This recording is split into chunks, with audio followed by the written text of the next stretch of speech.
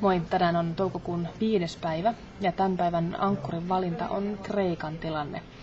Talouskurimuksessa kieriskelevässä Kreikassa on väki osoittanut mieltään jo tosi pitkään ja tilanne sen kun kärjistyy päivä päivältä.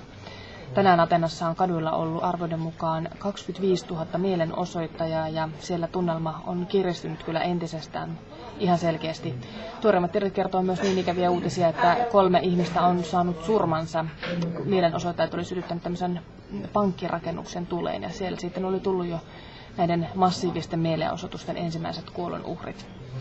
Ja tilanne kireyttä kuvaa kyllä varsin hyvin myös sekin, että poliisi on käyttänyt kyynelkaasua joukkojen hajottamiseen ja tämä kyynelkaasun käyttö sitten on omalta osaltaan myös aiheuttanut aikamoista paniikkia ihmisissä siellä paikan päällä. Mieltä on osoitettu myös muualla kuin Ateenassa, muun muassa Thessalonikissa ihmiset on olleet kaduilla ja sielläkin liikkeellä on ollut tuhansia ihmisiä.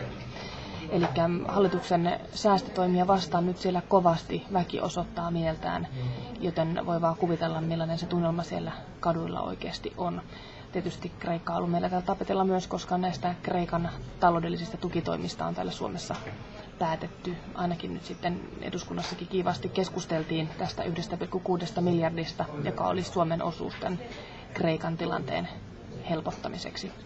Tästäkin aiheesta voidaan tänään jutella chatissa, joka alkaa tuossa ihan tuota pikaa 5-6. Siellä nähdään taas. Moi moi!